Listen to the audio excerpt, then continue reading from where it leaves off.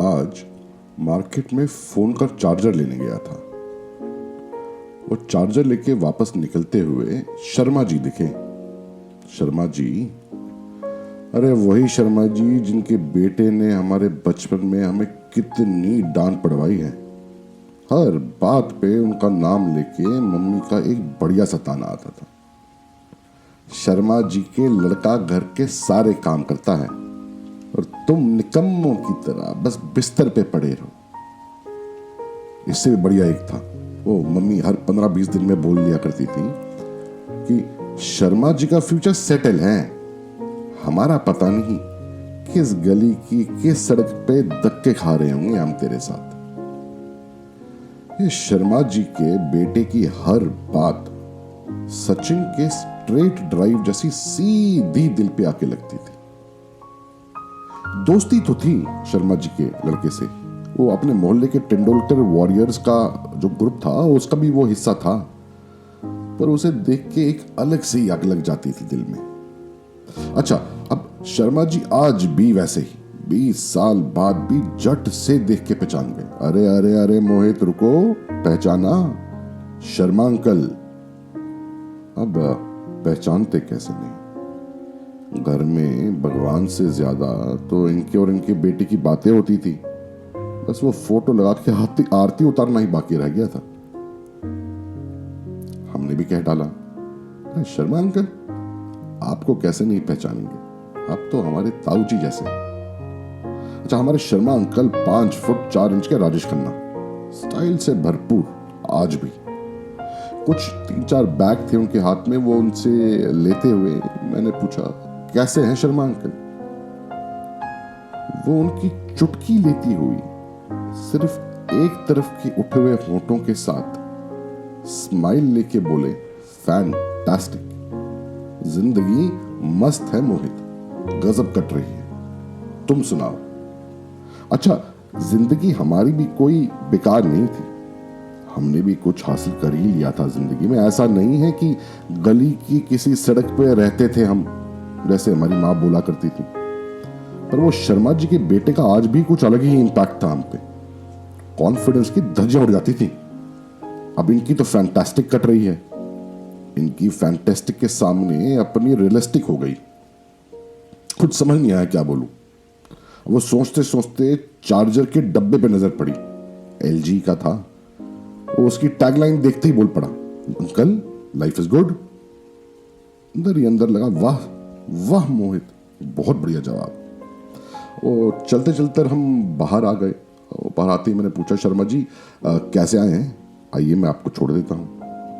वो कहने लगे, नहीं नहीं नहीं नहीं, बस यहीं पास में रहता हूँ बेटा, क्यों तकलीफ कर रहे हो। पर वो 1-2 बार मेरे बोलने पे हल्की सी हिचकिचाहट के साथ बैठ गए, पर कुछ ऐसा लगा कि बैठना चाहते नहीं थे। चलिए, वो बैठते ही मैंने हिम्मत करके पूछा, और रोहित कैसा है? कितने सालों से कोई कनेक्शन ही नहीं रहा उनका। बस मेरे पूछने की देर थी। शर्मा जी के चेहरे पे वही स्माइल, टेढ़ी वाली, हल्का सा एक तरफा होंठ उठा हुआ। उसी स्माइल के साथ बोले, अरे Rohit is doing very good, he is living A royal life. मैंने सोचा, हट, पूछा ही क्यों मोहित। पर बस फिर क्या था, अब पूछा तो अगले 10 मिनट वही बोलते रहे। रोहित किसी बहुत बढ़िया कंपनी में था, सॉफ्टवेयर इंजीनियरिंग कर रखी थी उसने, वो करनी ही थी। पहले 2 साल हिंदुस्तान में रहा, उसके बाद यूएस चला गया। अब 12-14 साल के बाद किसी बड़ी टेक्नोलॉजी कंपनी का सीईओ है। पेंट हाउस वाला घर है, मर्सिडीज गाड़ी है, हर 3-4 महीने में इंटरनेशनल हॉलिडे भी है। और रोहित की वाइफ भी किसी बड़ी मल्टीनेशनल कंपनी की एचआर हेड है। 2 बच्चे, भरपूर परिवार, संपूर्ण परिवार। यहां एक वैगनआर और 2 बेडरूम की फ्लैट की किश्त में ही जिंदगी निकले जा रही है।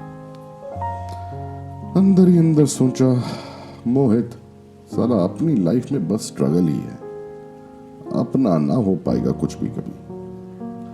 अब मेरी कॉन्फिडेंस की चरमराती हुई आवाज मुझे सुनाई पड़ रही थी, और उसी आवाज के साथ मैंने एक लंबी सी आह लेके पूछा, फिर आप क्यों नहीं गए अंकल? अरे he is living his life, I want to live mine. मेरे दोस्त यहाँ है, रिश्तेदार यहाँ है, उसने बढ़िया घर दिलवा रखा है, गाड़ी दिलवा रखी है, नौकर चाकर है, कोई दिक्कत नहीं। संडे के संडे पोकर दोस्तों के साथ, वेडनेसडे के वेडनेसडे मूवी दोस्तों के साथ, बाकी बचे दिन में मस्ती। अब मैं अंदर ही अंदर सोचा कि लाइफ हो तो ऐसी। अब बात करते करते सुल्तानपुर मेट्रो स्टेशन के पास पहुंच गए तो अंकल बोले बस बस बस यहीं उतार दे। मैंने कहा अरे अंकल यहाँ कहाँ? तो बोले अरे सड़क के उस पार ही तो रहता हूँ। तो मैंने कहा कोई बात नहीं, गाड़ी मुझे उस तरफ मोड़नी है। और मैं मोड़ते मोड़ते ले गया। जैसे ही गाड़ी मुड़ी और हम जैसे ही हल्का सा अंदर गए तो बोले बस बस बस यहीं रोक दे और मुझे यहीं उतार दे।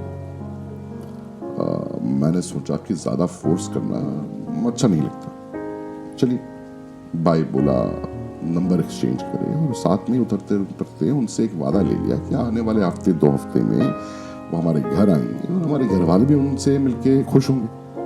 जैसे ही वो गाड़ी से उतरे थोड़ा आगे बढ़े तो मैंने देखा कि उनकी सीट पे उनके कुछ कागजात गिरे हुए थे। मुझे लगा कुछ जरूरी कागज ना हो, कोई बिल विल ना हो, तो मैं पीछे जाके दे आता हूँ। उतर के भागा तो वो एक गली के घर में घुसे जा रहे थे। अब मेरी आवाज उन तक पहुंची नहीं। तो जैसे ही मैं भाग भाग के घर के बाहर आया तो देखा एक बड़ा लंबा चौड़ा सा गार्ड भी रखा है शर्मा अंकल ने। चलिए बढ़िया। अभी एक कदम आगे बढ़ाया ही था कि नजर थोड़ी सी ऊपर चली गई। ताऊ देवीलाल ओल्ड एज होम। कुछ समझ सा नहीं आया, सब रुक सा गया। एक कुछ अजीब सी दर्द सा हुआ। कुछ चुभ रहा था शर्ट के जेब में से शायद। देखा तो जेब में कुछ था नहीं, बस बिना बात के एक पिन सी चुभ रही थी सीने में। मुड़ गया वहां से मैं, गाड़ी में बैठा और घर की तरफ निकल पड़ा। सब सुन सा हो गया था, कुछ समझ नहीं आ रहा था। घर पहुंचा तो बेल बजाई। बेल बजाते ही हमारे साहबजादे चीखते हुए आए, हमारे लिए क्या लाए हैं। और साथ में ही हमारी श्रीमती जी बोल पड़ी कि आइए टेबल लग गया है, डिनर करते हैं। मुंह धोया और डिनर टेबल पे जैसे ही बैठा तो बैठते ही मम्मी पूछी कि अरे मोहित लेट हो गया आज। मैंने कहा हाँ माँ, वो शर्मा जी मिल गए थे मार्केट में, उनको घर छोड़ने चला गया था। एकदम से स्माइल करते हुए माँ पूछी अरे वाह कैसे हैं, क्या कर रहे हैं आजकल, कहाँ हैं? मैं थोड़ा चुप सा हुआ। मैंने सोचते हुए कहा माँ बहुत बढ़िया, उनकी तो जिंदगी सेट है। रोहित बहुत बड़ी कंपनी में यूएस में सीईओ है, अंकल जाना नहीं चाहते, मोहित बुलाता तो बहुत है। और मोहित ने यही सारा इंतजाम कर रखा है उनका, बड़ी सी कोठी, एक ड्राइवर, गाड़ी, काम वाले, गार्ड भी है घर के बाहर। संडे के संडे पोकर खेलते हैं, वेडनेसडे के वेडनेसडे मूवी देखते हैं। सच बोलने की कुछ हिम्मत सी नहीं हुई। इन्हें इस नई दुनिया का नया चेहरा ये दिखाना वाजिब नहीं लगा। सच्चाई से दूर ही रखें तो बढ़िया है। बात करते करते मैं प्लेट लेके उठा तो पीछे से माँ बोली अरे रोहित जैसा कर रहा है वैसा कर रहा है, हम तो तेरे पे उससे ज्यादा गर्व करते हैं।